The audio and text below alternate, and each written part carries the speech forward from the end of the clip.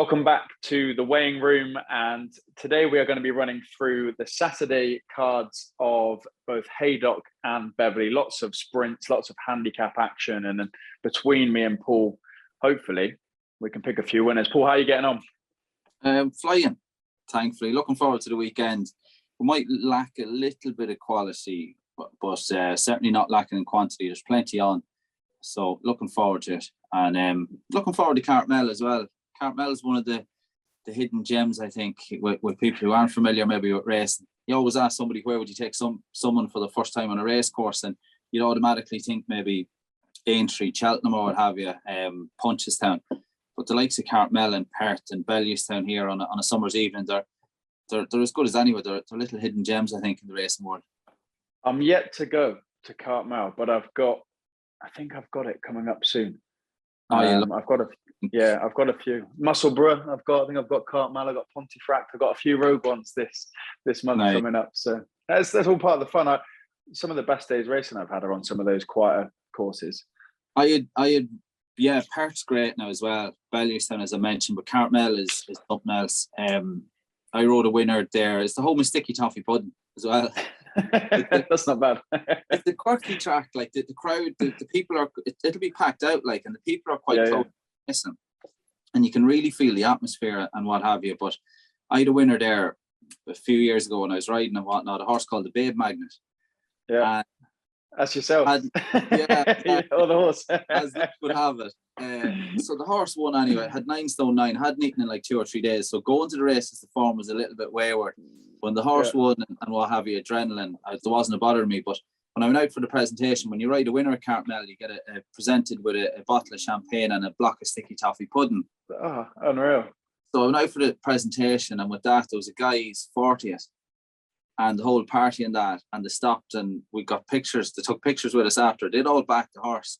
And the crack, I ended up not leaving there. So nearly an hour and a half, 2 hours after racing. Like, it was great crack. I was still in my colours, like 2 hours after racing, still walking around with my silks on. Oh, class. But great memories, like, it was just great crack. Fueled up with champagne and Sticky Toffee Pudding. Yeah, exactly. Brilliant. Well, yeah, I'll have to get myself up there. Sounds like a battle. We got Haydock and Beverley. Beverley's probably one of my favourite places I've been. I love Beverley. It's a great day's racing. We're kicking off with Haydock with the 145, the Nifty 50 Achilles Stakes, a listed race over 5 furlongs. Kick us off, Paul. Where are we looking to start? That 145, I quite like Atlas Bay. Robert Cowell, a horse I did tip up last time. He missed a prior engagement last week. He was previously trained by Marco Body. His first start for Robert Cowell. I thought he found life a little tough in Group 3 company when last seen. He has finished third on his previous visit to Haydock, and he was only beaten a length by the winner. Now, that was in handicap company, and he would need a little more, I think, to take this. But the change of scenery might just bring out a little bit more improvements in Atlas Bay in that 145 at Haydock on Saturday. I'd be interested to know your thoughts on Dragon Symbol, because that's where I'm going to leave my selection. But I went back and forward on this for a while. I got stung financially 3 times on the trot last season when I backed Dragon Symbol for the July Cup. It was second, unlucky that day.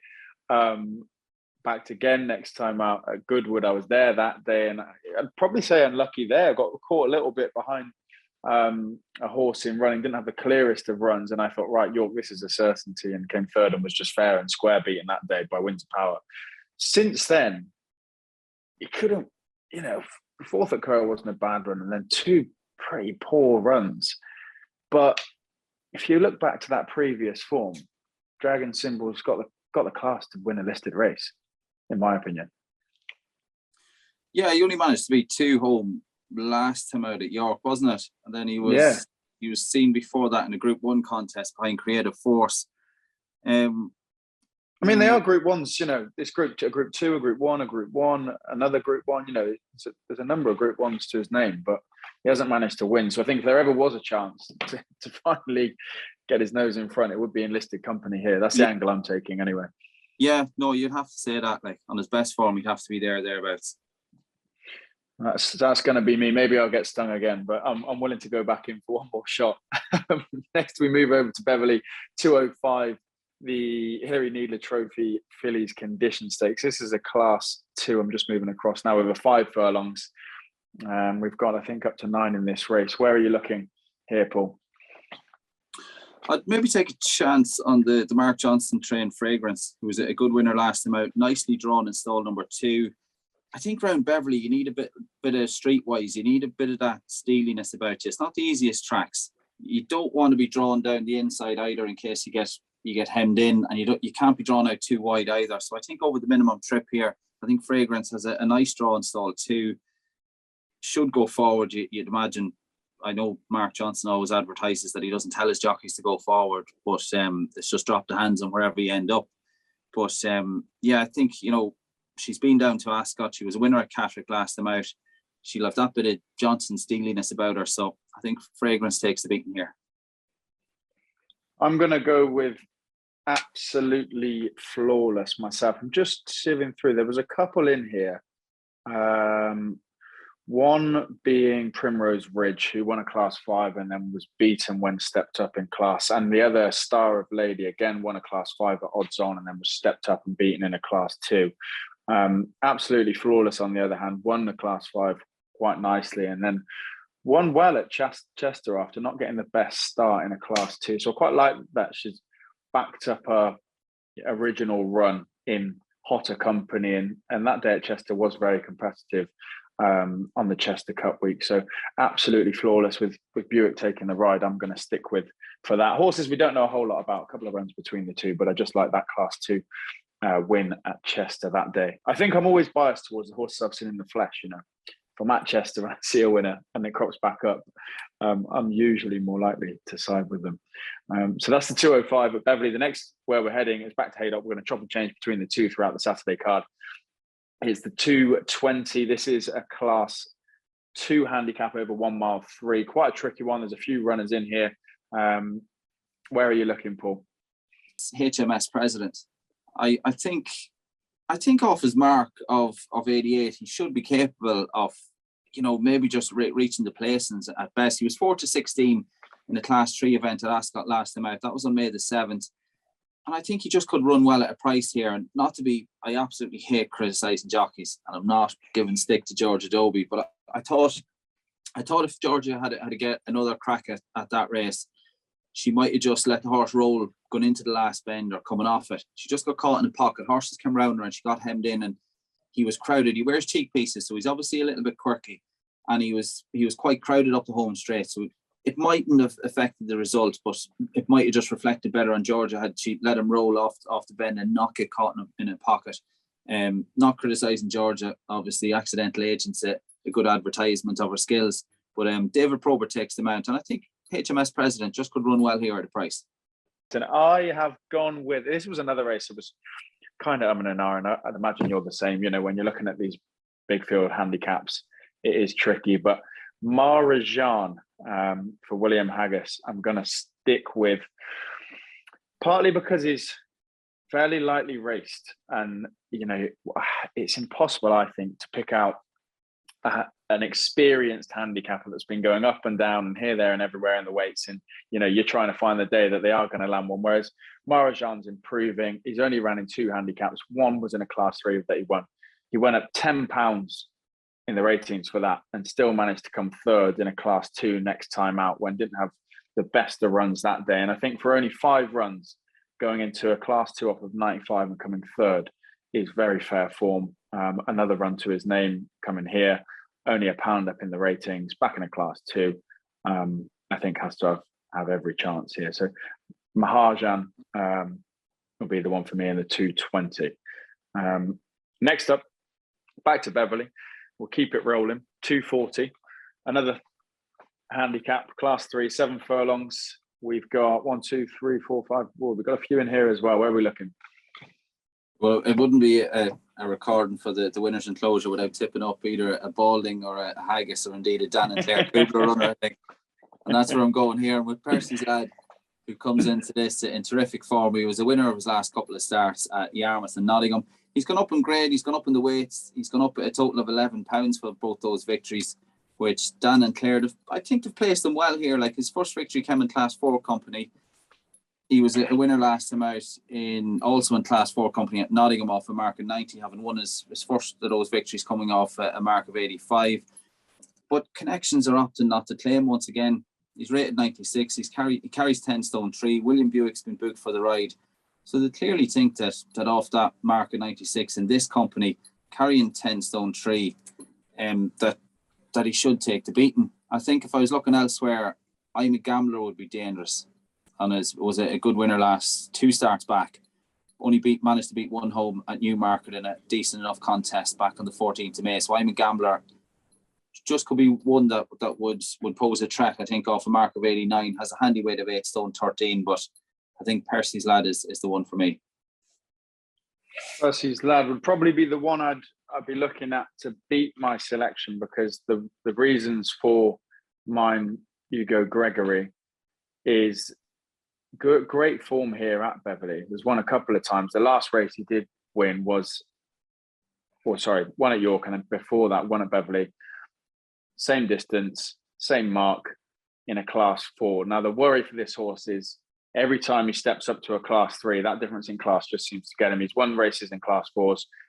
He's placed, he performs well. As soon as he gets into Class 3 company, he's had some pretty poor performance, 9 of 12, 15 of 22, 8 of 11. So that is a big worry. My only angle in here is I don't think this is the strongest of Class 3s. If you look through the rest of the field, they're not too high on ratings. They're not all putting in big performances in the Class 3s. They're all kind of running in Class 4s. The only worry is your lad, Percy's Lad, who has been doing the business in better company. So I'm just kind of hoping that off of a handy weight of 8.13, second lowest in the weight, so official rating of 78, Hugo Gregory might get his chance in Class 3 company this time out. Next from there is back to Haydock for the 255. We're out of the handicaps and we're up into the Group 3 fillies and mares over 1 mile 3. A bit better quality of race. Noon Stars in here, who I tipped up at York and was very disappointing, and I couldn't decide whether I was going to stick with her or not in this. Paul, what have you come down on here? I think you have to follow your money, Frankie. Unless you see a reason, definitely. If you see one and go, right, I can't follow that performance again. I think if you follow your money, that's happened to me so many times in the past where you've tipped one up or you've backed one, and then you leave it alone the next time, or you miss it maybe and it scores. I've gone with the William Haggis Sila Rosa, who generally does like to be ridden from off the pace. Having said that, they did try and ride her a bit more prominently 2 starts back, I think, at York, when she managed to finish second. But she did struggle to hold her position during that. So whether she's one that just takes a bit of time to warm up during her races, I don't know. She was a good third in a Group 3 contest at Newmarket last season when coming from off the pace. And I don't know, I'd imagine they'll just ride her, given it that it's her first start of the season. It's her first start since October of last year. I'd imagine they might just ride her to, I wouldn't say get home, but they mightn't have little choice in the matter. And given that the yard are in terrific form, Tom Marquand on board, I think I'm going to side with Sila Rosa. See, that's where I was looking with Sila Rosa. I watched back Noon Star at York, and as you said, this may well come back to bite me in the ass, but yeah. there wasn't a clear reason. Nothing went wrong for her that day. She was settled in behind. Ryan pulled her out, had a clear run, and just didn't quite find it. Maybe York didn't suit, or maybe it just wasn't her day, and next time out could come and prove me right previously, so to speak. But just watching the race back to see everything go in her favour and not quite find put me off a little bit. So we'll wait and see. But Sila Rosa was where I'd be trying to take her on. I just like the nature of how she's been improving with every run, going up in the ratings, running a better race, running in better company. Been very consistent in and around the distance. The worry might be first run of the year, but as you said, Haggis in flying form, so I don't think that's really much of an issue this time of the season. They would have just targeted this race and should be ready to go. So we'll agree on one here with Sila Rosa. Yeah, definitely. Back to Beverley. We go to the 3:15 2-year-old trophy condition stakes, Colts and Gowdings, Class 2 over 5 furlongs. It'll be quick. The ground will be quick come Saturday if the sun keeps shining. There's a few in here. Paul, who are you looking at? Well, we've got two Haggis runners covered so far, haven't we? We've got a Dan and Claire Kubler covered. So I think it's time we went for Andrew Balding. He done us a good turn last weekend. And I'm with Shadow here. William Buick, back for his former boss. Shadow, I thought, made a very pleasing debut when finishing third on racecourse debut. Was bumped at the start, didn't enjoy the clearest of runs at Salisbury back on the 12th of May. Should strip sharper here. Has a good draw in stall number 4, and I think Shadow has every chance. Andrew Balding generally, a bit like the Haggis team and some of the trainers, generally they leave a bit of work for the first day at school to take them on. So I think all things considered, that was a good performance, and I think Shadow can take the beating here. I'm in the same boat for all the same reasons. The only thing I'd add, besides what you said, is Remarkable Force, who won that day at Salisbury, has gone on to win a Class 2. So a bit of form boost there. But as you said, bump to the start, not the clearest runs. And for a debut, ran a real good race. So yeah, we're both in on Mr. Balding's Chateau for the 3:15 at Beverley. We move back to Haydock for the Class 1 over 7 furlongs Group 3 race. And a couple more familiar names in here: Spycatcher, Misty Grey, Happy Power for Andrew Balding. Which one are you going with? Any of them? Happy Power. Yeah. Happy Power. I thought, he's had a couple of pleasing efforts, I'd say. Although he's a beaten favourite at Wolverhampton, 2 starts back in the middle of March. I thought got the job done at Leicester last time out. Those 2 runs should have left him fairly straight for this. And David Probert, you'd imagine, could have had the choice with Saturday being so busy. He could have had the choice, you'd imagine, of going to a number of different venues. And if that's the case, he's opted here. And I think Happy Power, hopefully, will make it another successful Saturday afternoon for Team Balding and Probert. Yeah, definitely got a chance. I'm going with Spycatcher, an all-weather horse for a lot of the end of last year, and looked to be maybe an all-weather horse with good performances coming in above that of his rating on turf. But I think there's a lot to like about his return to York on the turf in a Group 2 behind Highfield Princess that day. Most recently, and I think that was quite positive after many runs and impressive runs on the all-weather to then switch back to turf and look to be the same calibre of horse in a top quality Group 2 race. So Spycatcher for me here to go one better than last time out at York. The only question would be the 7 furlong maybe. I know he's ran races over 7 on the all-weather, but I think that might be a slight question on the different surface and over 7. But it'd be the yard on another yard in great form as well, aren't the Carol Burke's team are flying. Yeah. And Clifford Lee, a great jock as well at that. So with the last 2, I think, of both of what we're looking at, the 3:45 and the 3:50, Chester and Haydock and Beverley. First, we're looking at where are we going next, Paul? Chester, is it 45? We are going to Chester. Go to Chester. We are going to Chester. Threw me off there. We are, yeah. Chester 3:45. Another big handicap, 7 furlongs. My selection in here was a Tim Easterby runner, Boardman. I was looking at, and a horse that his only disappointment really of recent was actually at Chester, which might put you off. But if you watch that race back, Jim Crowley didn't get the best of runs when he needed it.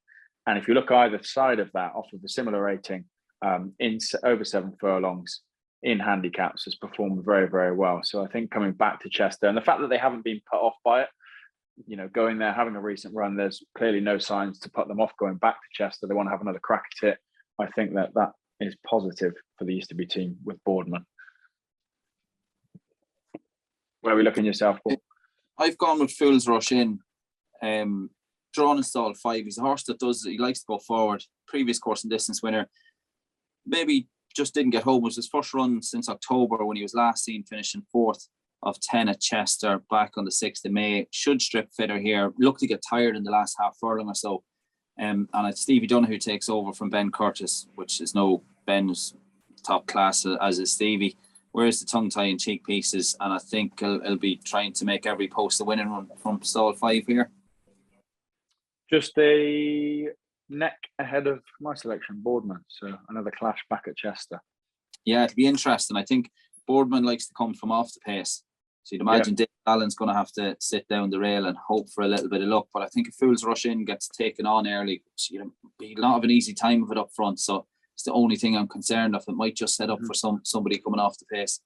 And you'd imagine with that cutaway, David Allen, if just could be travelling well enough to zip up that inside rail. Chester's always a good watch, isn't it? It's a great track to watch. It's exciting, like it's class. Yeah. It is class. The last one we're going to look at is the 350 at Berverley to round things off. This is, well, try not to say it, but it's a bit of a donkey derby, isn't it? It's not oozing class. It's a class 4 handicap, 1 mile 4. It's definitely one of the lesser races of the Saturday card, but could prove a good race nonetheless. Who's your nap then, Paul? Go on, have you ever got a nap in this? Yeah, we'll have a winner. I'm going to go for the Ed Bettle train Nooney to open up his account at the 7th attempt. I thought ran an absolute cracker when just failing over the mile and 2 at Beverley last time out back on the 10th of May. And I think off a mark of 76 here, Danny Tudhope takes the mount. I think has every chance. I think he'll go one better here. I'm in agreement. I'm of the same opinion. I really liked. I know went over 1 mile 2 on the all weather, but since being stepped up in trip and that most recent run over 1 mile 1 looks really, really good. Last time at Beverley, they come back here. They have another crack over 1-4. I don't see why that would be an issue. And yeah, I'm in the same boat. Nooney to round off the day with a winner for the weighing room. If we had to go through the card and pick out the best bet, what are you most confident on for Saturday? I do think Nooney. I think he left an impression over 1 mile and 2 last time out at Beverley that the 1 mile and 4 should be right up a street here. It's a small field, and I think Connections, the yard, have been amongst the winners in the last couple of weeks, and I think have found an ideal opportunity. If he doesn't stay, he doesn't stay. But I think if he does stay the 1.5 miles, I do think Connections have found an ideal opportunity here. There we are. I was only joking when I said where's the nap. It's a tough race, but there we are. Nooney, the nap for yourself. I'm just flicking back through mine. The 220 handicap at Haydock, the Mahajan is going to be my nap. I really like the fact that he's only running 2 handicaps so far and could be beyond his mark coming back in for his 3rd attempt. So yeah, Mahajan in the 220, a big handicap there, be a nice winner. I think that's all. I think Shadow back in the 315. Andrew Ballings, that was the horse that was third on first start. I think that takes the beating in that, but I could see him going off quite, maybe not at a working man's price. Yeah. And also, to be fair, was it Chateau? Quite, it's hard to have a nap, so to speak, in, was it a 2-year-old's race, or they've only got a couple of runs to their names. It's hard to have a nap in that, but looks to have a solid chance, I think, off of the way he ran on debut and the winning horse going on to win again in the Class 2. So there's a couple. we spread our bets and we might have a chance. Any from Cartmel that you like? Just not. I actually haven't had a chance to have a look at Cartmel final decks yet. But just the sticky toffee pudding. Oh yeah, you can't beat it. Like, and it's only little small block, but it's enough.